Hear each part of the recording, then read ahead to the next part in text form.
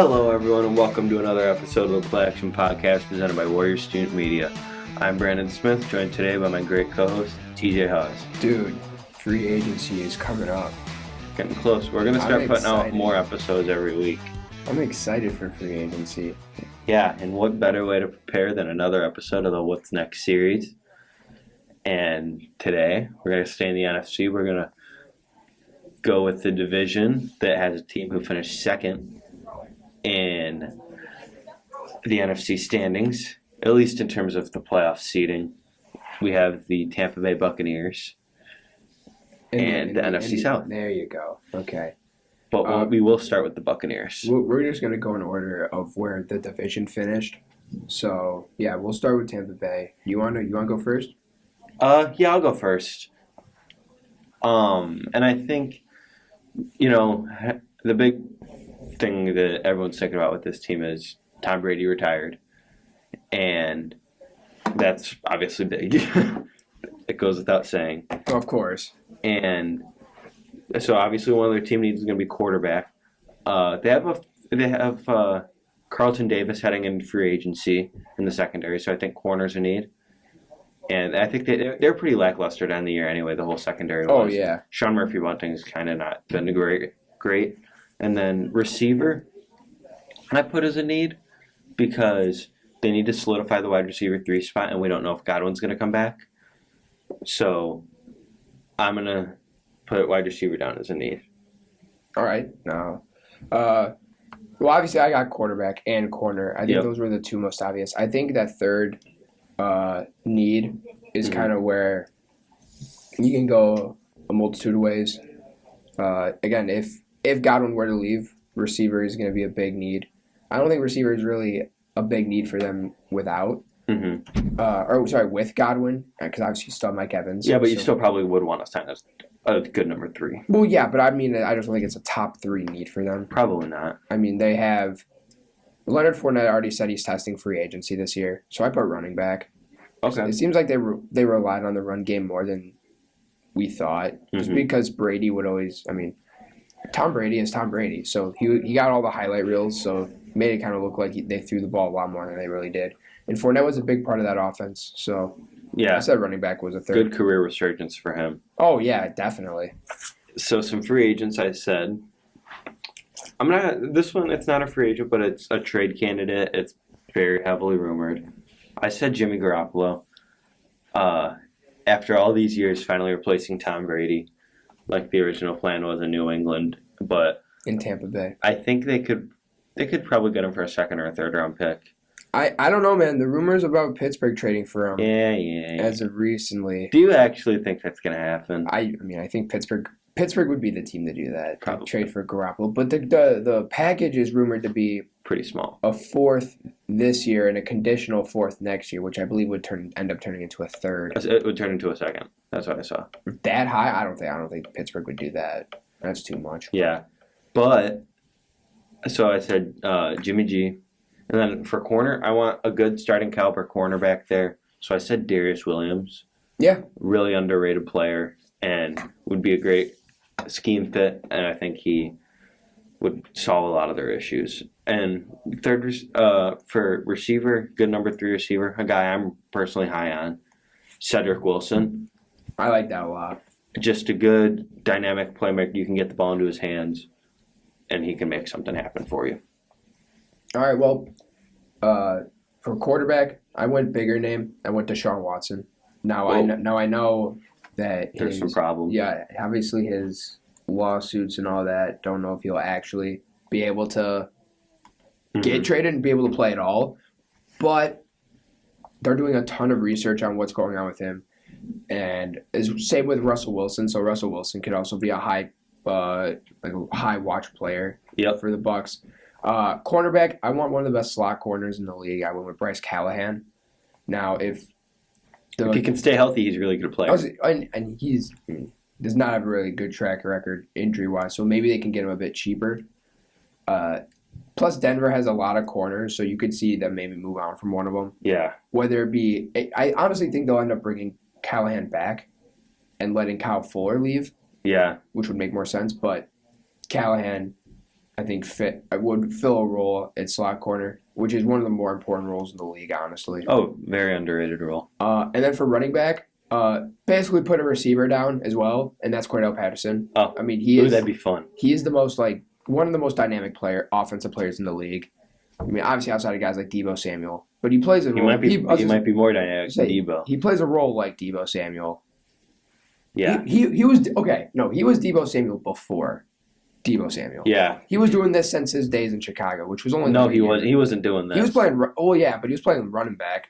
Yeah, he wasn't playing like this. So. But Pat, I mean, sounds like he's going to go to or stick with Atlanta again. These are guys that sound like they're probably not going to get moved. But if Patterson is available, I think the Bucs have to go after him. And then that would I honestly think that would stop them from having to go after a number 3 receiver. Because you could play both receiver 3 and running back. And then they still have Ronald Jones. So. We'll see what happens with Ronald Jones. A trade candidate I like for them is maybe Saquon Barkley if they want to move off of him up in New York. They will. I bet he gets traded. Yeah, I could definitely see that. I don't know what team wants him though. Yeah, we'll see. Again, Tampa Bay would be a good move depending on what they give up. But. Yeah. So for some draft picks or some draft prospects that I like for them, for a quarterback, I have Desmond Ritter. I like that. I think he's a good. Personally, I don't think I have him as QB6 personally, and I think he would be a good addition to the offense. I think he would be a good scheme fit. I think he could add, obviously, a more dynamic level. Mm-hmm. Oh, for sure. To the offense, and there's talks that he might run 4.40s at the combine. I suggest not listening to Brandon when he says QB6 because that's just wrong. Okay, you have him as like QB5. Yeah. It's one spot. Yeah. But Carson Strong gang, maybe. Yeah, but come on. Carson Strong at 5? Nah, dude. Yeah, I can't do that. I just can't do that. All right, sorry. Who else do you have? I have Khair Elam. Yeah. At corner. I like that fit a lot. Good, yeah, you just said it. Great fit. And I think he'll be available in the late first round. You can even get if Ritter falls, you might be able to get Ritter if you trade a little bit up in the second round. Based off all mock drafts I've been seeing recently, I wouldn't even be surprised if Khair Elam fell to their second round pick. Honestly, that'd be crazy. I mean, I don't think he should. I think he's a good pick with their first, which is the 27th overall pick. But if he falls that low, I don't know. But like you said, I think they can get both. And then for the receiver draft pick, I have Jahan Dotson. Yeah, I can see that. Kind of replace a Penn State receiver with another Penn State receiver. Yeah, I was going to say, that's a pick that would have to happen if Godwin leaves. Yes. I don't think those two on the field together make a lot of sense. Probably not, no. But I like that fit a lot. Quarterback for me, I said Corral. I know you say he's more of a system quarterback. I don't personally believe that. Mm-hmm. I think he will rely a lot on RPO. So, okay. I agree with that. I think that will be more implicated into the playbook at that point. But I don't think he's going to be like solely reliant on a good run game. I think he can make good throws when he needs to. Yeah. And he can develop. If he needs a year to develop and you bring in someone as like a bridge quarterback, I could see that. So for corner, I said Trent McDuffie. I like that. I don't know if he'll be there. I feel like he will. But there are teams that like a few picks ahead of them that also need corners, such as Buffalo, such as Arizona. Dallas should, probably won't, but Dallas should. Those are 3 teams that are like 5 picks ahead that can all take corners. So I don't know if he'll be there, but I like his role there. Plays a lot like Byron Murphy for Arizona. Yeah. So he can play that similar type of game in Tampa Bay, which will work really well. And then running back, I mean, he's going to be there with their second round pick. Yep. Number 1 running back, Breece Hall. Walker. No, Breece Hall is definitely my number 1 running back. Okay. I love Breece Hall so much. I like both Walker and Breece Hall. Dude's big. He can really do it all as a running back. Yeah. And I think he can honestly play that very similar role that Fournette played. So they wouldn't be losing much. I kind of like that comp. Breece Hall to Fournette. Exactly. I think he'll play very similarly to Fournette, so they won't really lose anything. If anything, they're getting a younger, cheaper version of Fournette. Yeah. and with higher potential even. So they have $2.3 million in cap space, but with restructures, releases, and things like that, they'll be able to have a functional amount of cap space. And I just want to say I don't think Watson's really I don't think so likely, but I think either Patterson or Callahan. At least out the names of my free agents I named. Mm-hmm. I think at least one of those two could. I wonder what Patterson gets. That's going to be interesting to see. I wonder what Patterson gets money wise. I mean, it sounds like Atlanta really wants to keep him. I heard it was like $7 million a year or something. It's not that much. It's not that bad. Or not as much as I'd expected, honestly. No. But he is older, so I get it. So now we're going to move on to the Saints. And QB's a need. Obviously, I have that too. Wide receiver. I have that too. And I said offensive line. And I was going to say, I noticed with a lot of these teams that third position of need, I think for all four of these teams, the first two positions of need for me were really easy to get. Yeah. And that third one was going to be different. I said defensive tackle. I think that interior D-line is a big issue. So you're going to have him. There's two players in the draft that I know you're going to have them. I think you'll know the two. Yeah. But we'll save that for a minute. You want to go over your free agent signings?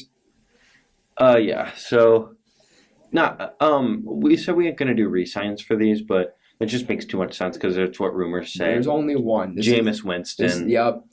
I have it too. That's the only one. That's an exception.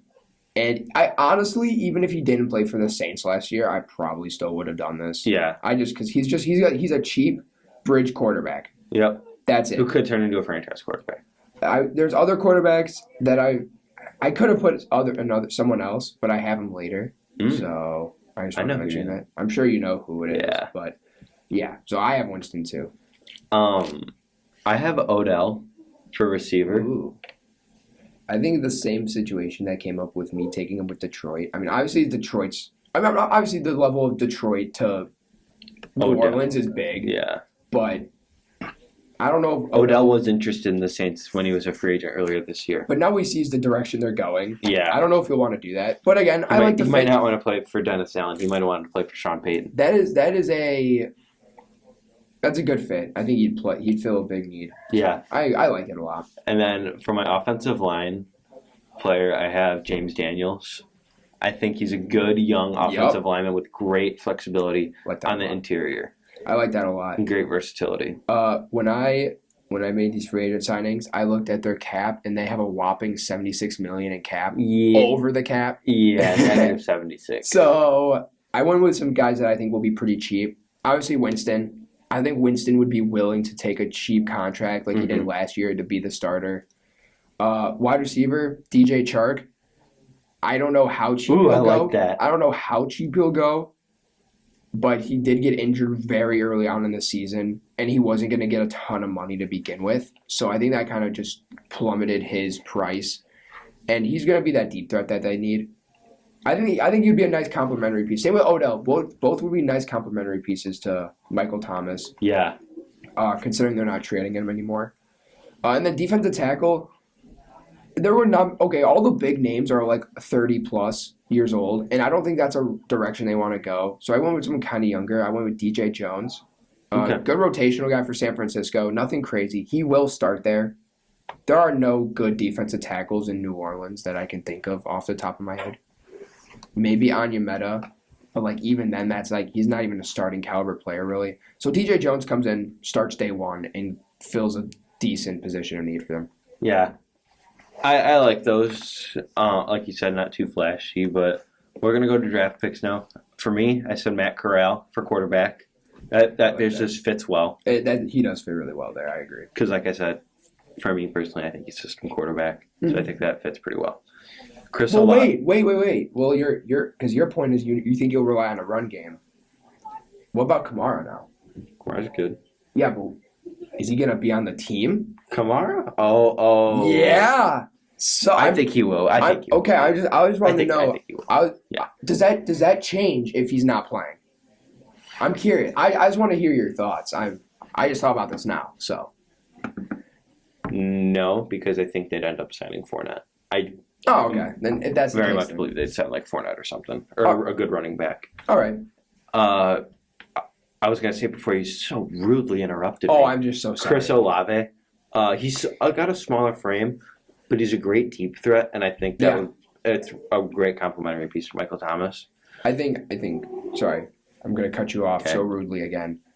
Chris Olave, I feel, is just the perfect number 2 receiver in this draft. Anywhere he goes, But he's not what you're saying. He's not the number 2 receiver in the draft. No, I'm saying he's like a wide. I think for me, he's like wide receiver 5. He will be a wide receiver 2 in the NFL. Yeah. A team will benefit best if they have a solidified number 1. Like let's say Tampa Bay has only Mike Evans. Olave will play really well there because he's going to be the number 2. That's all I'm saying. Yeah. So I like that. And then my last draft pick is awesome, in my opinion. Kenyon Green. Oh, dude, I love Kenyon Green. Dude, Kenyon Green is my O-line. He's my 4th ranked O-lineman in the class. He's my 3rd, and I love What? We've been over this. We went over this 2 days ago. I thought you had No, Linderbaum's my 4. Kenyon Green's my 3. We were over this 2 days ago. You know last what? episode. I'm just happy we can agree on one thing. This Charles Cross hype has gotten out of control. He's offensive lineman 5. Yes. Thank you. No, number 1 tackle. Icky. I mean, I That's still icky. nailed but you can't go wrong. Yeah. No, I agree. But so, I like who are your draft picks? I like Kenyon Green. I love Kenyon Green. Kenyon Green's a beast. He's got a good flexibility too. Oh yeah, dude. No, Positionally, yeah. He's the better James Daniels. See, just be nice to my man. All right, bet. Okay, so cornerback. I have a different belief on the Saints than most people do, and I think they need to kind of go full rebuild. Yeah, I kind of agree. So I went Malik Willis. That's a guy who's going to sit. Again, I love Malik Willis. You know, again, you're not going to agree with this. Most people won't, and I don't blame them. Or actually, a lot of people might now. But I want to say I had this way before the Senior Bowl. You know this. He's my QB2, and he might even be my QB1. Oh, my God. I might put him over Pickett. Probably not. I don't know yet. But, I mean, this is a guy, again, you can probably do both these quarterback moves by bringing in Winston for a year, use him as a bridge quarterback, let Malik Willis develop, and then start him 2023. It makes a lot of sense. Yeah. Wide receiver, I think this is the guy who fits the best, and that's Jameson Williams. I like his. I should have done that. Yeah. I mean, I still love Olave. Olave is still really good. I agree, but I like Williams' skill set. I mean, I compare him to Justin Jefferson. I know you do too, and Justin Jefferson's skill set fit really well as a receiver too for Minnesota year 1, and I think the same thing happens here in New Orleans. And then into your defensive line, who do you think it is? Let's be real. Like you said, you knew it. I think you're gonna go with. I said there's 2 players. Yep. Who are your 2? Fedarian Mathis and Perrion Winfrey. I didn't go either of them. I went to Marvin Leal. Oh, okay. But round 2, those you were talking defensive tackle. Yeah, Marvin Leal's not really a defensive tackle. Oh, I think I was gonna get in that. I was gonna say that they don't really have a second edge rusher that's all that great. So I think he could fill both a 3-tech and a 5-tech role. Respect Marcus Davenport. No, dude. They literally, the 2020 offseason, they were like, dude, you got to be better. And then he just didn't play better. He's not that good. So I think DeMarvin Leal can play both 5-tech edge rusher for them and a 3-tech defensive tackle role. Yeah. Very versatile defensive lineman. He's fallen, like you said, dude, player fatigue has hit Leal more than almost anybody. And it's stupid. It's hitting Thibodeau a good bit, too. It's stupid. I hate it. So, they're negative $76 million in cap space, so they're not great at that. I don't know how much they'll be able to do, but we'll see. We're going to go to the Falcons now.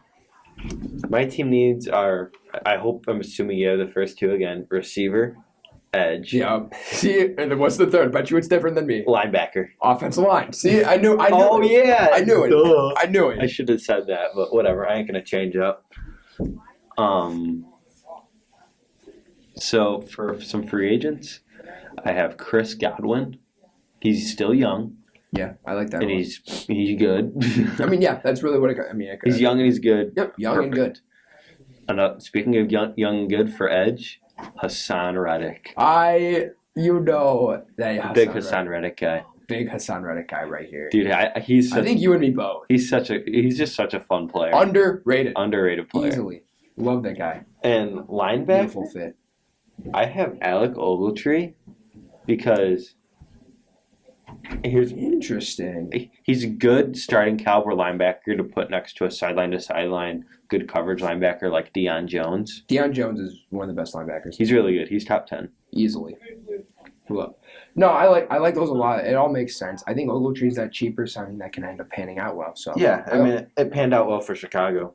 I was gonna say he was going crazy in their practices. Dude, that was hilarious. Like the first few days he was here. Couple picks a day. Yeah, he had like 6 picks in his first 3 days. It's that. I mean, that's what happens when you go against Nick Foles in first few days of training camp. Justin Fields. Exactly. So I wasn't surprised. So I have edge rusher as their number 1 need. So edge rusher free agent signing, and I love this signing so much. Like I was going through their edge free agents to figure out who to pick. Derek Barnett. Ooh. I love the fit. I think their defensive front is almost identical to Philly. Mm-hmm. So I think that transition would be very simple. He'll be an easy start. I mean, Dante Fowler isn't there anymore. They just released him recently. So Derek Barnett would fit extremely well. Yeah. Wide receiver, Mike Williams. Give him that pure deep threat. Ooh, I like that. I mean, I don't think he's as versatile as Godwin. I honestly think I like Godwin more than Mike Williams. But I think if they draft a receiver and especially if you talk about giving a guy wide receiver 1 money, I'd rather give it to Godwin than one. I agree. But if you can get him a little cheaper potentially, then I'd do it. And then offensive line, you just had him signed with the Saints. I'm gonna say James Daniels. I think guard's a big need. That'd be such a good fit there, and he's a good fit everywhere. He really is. I've had him signed earlier on. We're probably gonna have him in literally every podcast. Probably because I had him signed with Minnesota the last episode. Please come back to Chicago. And now I have him signed with Atlanta. Make us look stupid. He should. Here's the thing though for me. I think he wants a lot of money. He's young. He's only 20. Dude, he's 24. Yeah. Very young guy. He's played very well. And he can play anywhere in the interior. He's younger than Lamar Jackson. Lamar Jackson? Yeah. That's crazy. He's younger than Joe Burrow. Well, Joe Burrow is old. Yeah. He's 25, 26 in his second year. Yeah, it's kind of tough. But no, James Daniels can play anywhere in the interior. Like you said, he's very versatile, and I think that's going to make him a big name free agent. Yeah, he's going to get a massive contract. He's going to get good money. I already know it. So, heading into some draft picks, my personal wide receiver 2 or wide receiver 3, don't really know yet. Still kind of throwing it back around. Garrett Wilson. All right. I've seen some stuff on the internet past few days slandering Garrett Wilson, saying he wasn't even the best receiver on his own team that's in this draft class. Okay, that's not true. I was going to say that is true. Yes, but in a year, I won't be on the podcast in a year from now, but in a year, I'm going to be so clamoring for the Bears to find a way to draft Jackson Smith and Jigba because that dude's a baller. I'll say that in honor of you. Don't worry. Thank you. You won't even be here either. Yeah, I will. No, you won't. Next year, yeah. A year from now? Oh, a year from now? No. Okay. Jackson Smith and Jigba to the Bears 2023. Shut up. Who else you got now? I had Jermaine Johnson on the edge. I think that's just a natural fit. Works really well. It's my edge 5. He's your edge 3. I don't Edge care. 3, baby. No. Yes. He's and so then good. At linebacker, I have Nakobe Dean. Keep him local. In my opinion, and I've seen a lot of people make this comparison because I watch a good bit of draft stuff on YouTube, and people are really smart. They say the same thing. Reminds them a lot of Roquan Smith, even like Georgia Buck Award winner. It kind of seems silly, but when you watch them play, they play pretty similar. Yeah. Both great in coverage, great sideline to sideline, and I think that would just be a really great fit. All right, well, for my free agents, I also have edge 3 in this class, Jermaine Johnson. You said Jermaine Johnson too? Well, of course. I mean, he, again, fits really well, so I'm not surprised that you picked him there as well. Wide receiver, assuming Cornell Patterson's gone, I think this works out well. Even not, it still works out well. Traylon Burks. Yeah, if Patterson's gone, I would pick Jermaine Burks. Very versatile. Traylon Burks. Very solid player. And then offensive line, I was obviously my third position. I went with Linderbaum. Linderbaum's elite. Yep. That's all I got to say. Linderbaum's a dog. I would have said Kenyon Green, but I am going somewhere else. Oh. So, yeah. Wonder where. I mean, it's pretty obvious now that I said it, but, like, whatever. No, but Linderbaum, best center prospect we've seen in a while, honestly. Long time. It's definitely in quite some time. I mean, looking back, I still think Creed Humphrey was a first rounder. Yeah. I said that even before the I draft. wonder if Linderbaum makes first team All-Pro. No. Wait, did Humphrey? No. Or did he make second? No, I don't know if he made either, honestly. He didn't go to the Pro. He made All-Pro. He didn't go to the Pro Bowl, though. Did he make All-Pro? Okay, then it was second because Kelsey made first team. Okay. When Creed Humphrey should have made first team. I agree. And Kelsey should have made second, but whatever.